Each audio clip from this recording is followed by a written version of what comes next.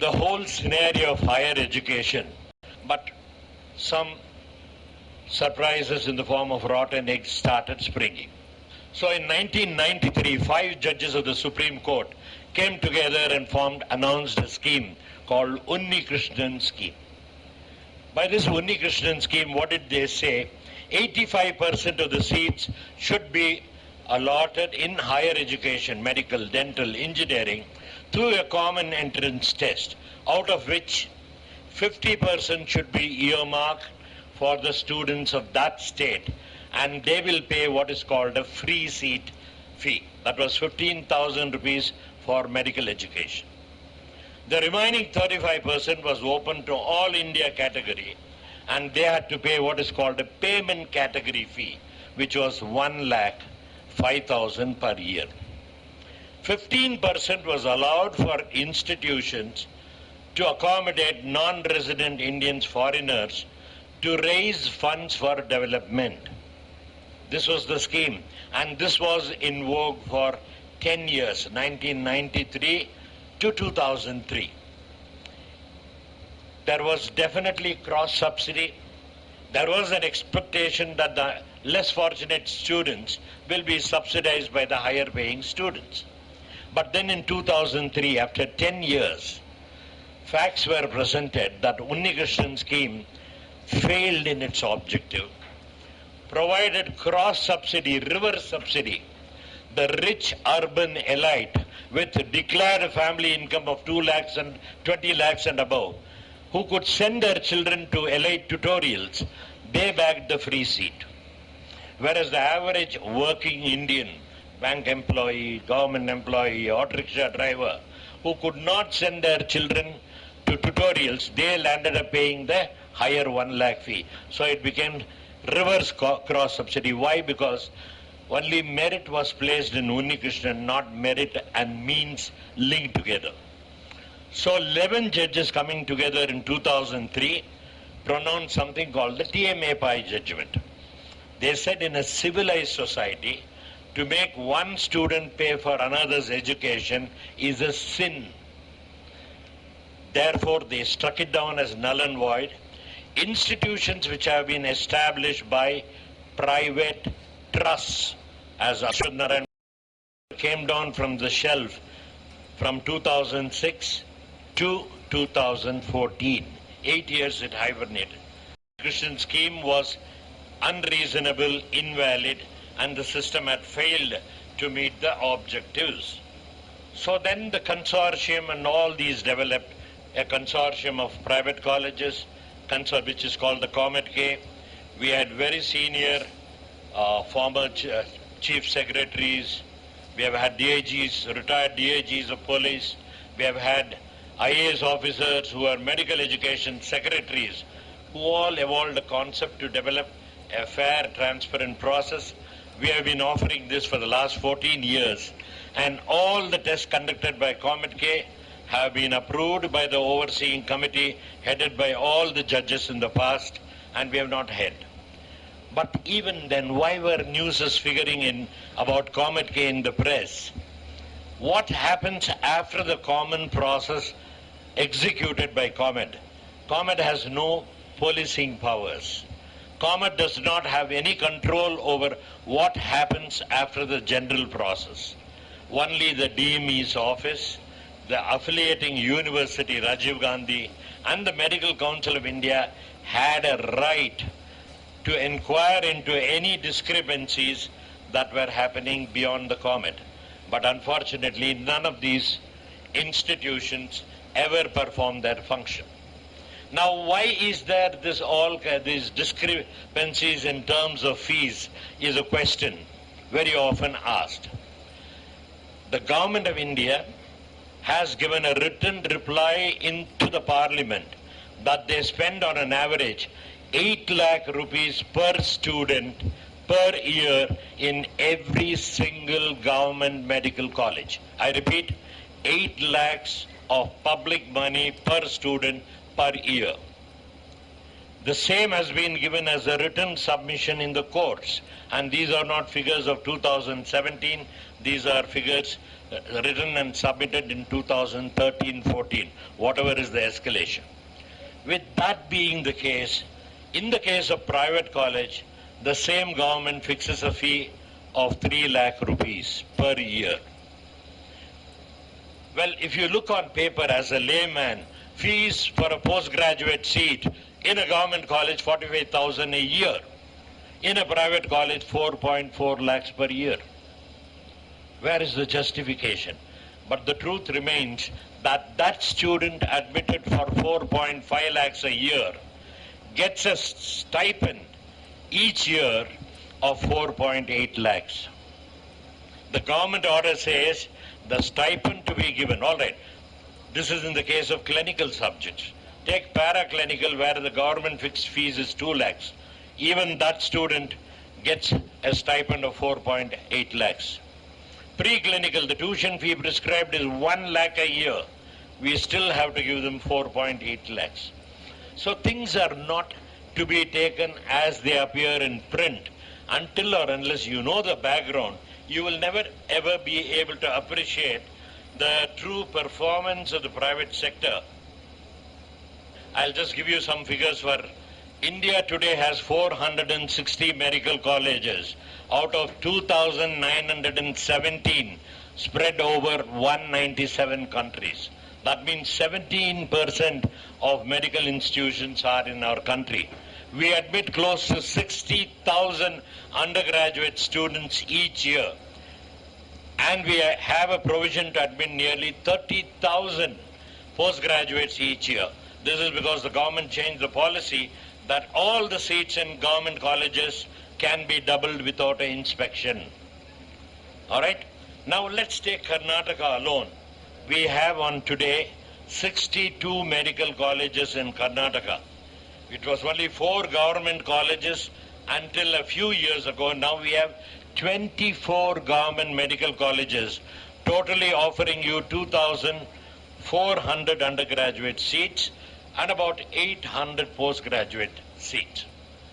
The remaining 38 medical colleges in Karnataka are all in the private sector, and they offer close to 6,000 undergraduate seats and close to 3,000 postgraduate seats. That is because all these private colleges were established decades ago, whereas the majority of the government medical colleges are of recent establishment, and therefore, when it comes to dental education, out of the 46 dental colleges in the state, 2 colleges have been established by the government, totally 100 undergraduate seats, and totally 25 postgraduate seats alone are offered in the government sector.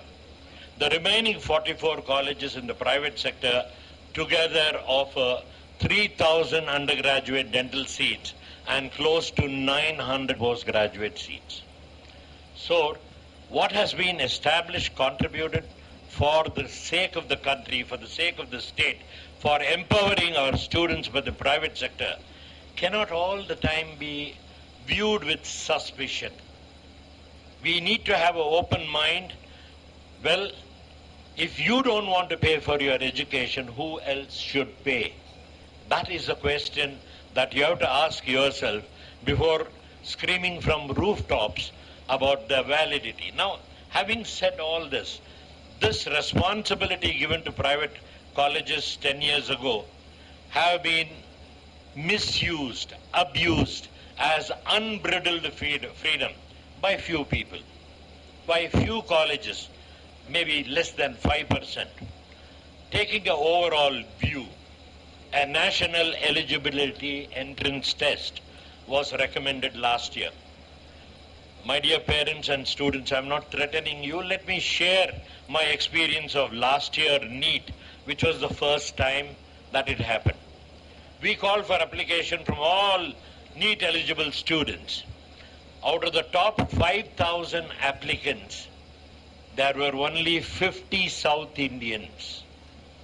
Please believe me, out of the top 5,000 NEET applicants, there are only 50 South Indians and about 16 Karnataka students. That was a shock. NEET has its own it's a double-edged sword. It is needed. A single centralized exam is needed. But will it be hijacked like all other centralized exams like IAS and others by certain pockets of this country? That is one fear. There is no age limit. People who have passed PUC in 2004 will come and sit along with your child here. And I have personally taken a small bet after having been the principal dean in a medical college for 10 years plus. The majority of the students admitted through NEET to Karnataka medical colleges last year will all leave Karnataka with a triple MBBS. That means they will take minimum 15 years to pass the 5-year course. Their language skills and others are atrocious. So in the future, NEET is due to be conducted in all regional languages and including Urdu and so many. We are hearing some scary tales. So don't be euphoric about NEET. NEET is a new experiment tossed at you. Please approach it with a little bit of caution. All right? Having had a total failure of the system here, I will only tell you about the alternate courses with a request to Ranganath that of these 50 emerging alternate courses, it is not coming up for projection, so please hear or note it down, and I will request to Public TV to at least publish it as a scroller in their program. All these courses carry an enormous potential in the healthcare delivery system, in the marketing. Bachelor's of Physiotherapy, a 4-year program. There are also master's program in physiotherapy.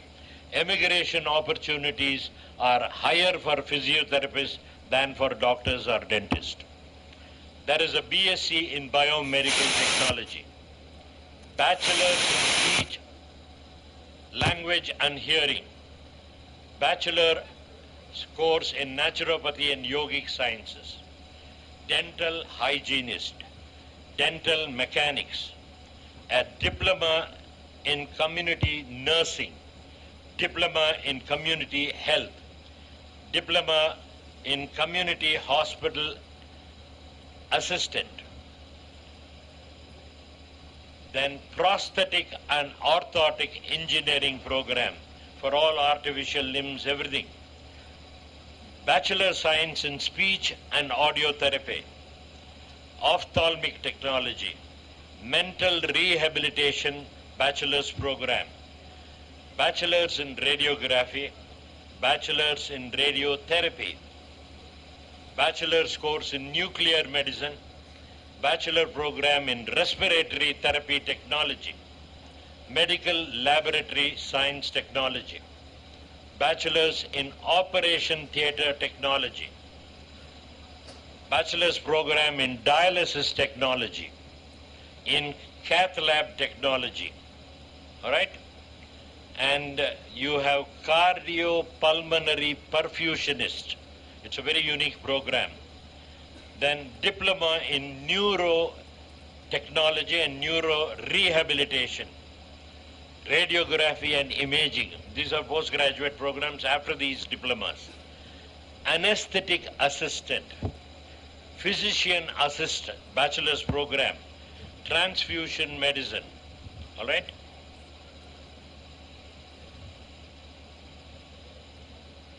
Diploma in Vascular Surgery Techniques, Medical Record Maintenance and IT Technology, Telemedicine Assistance, Medical Transcription Technology. If you do a perfect line, you can get up to 9 cents per good quality line.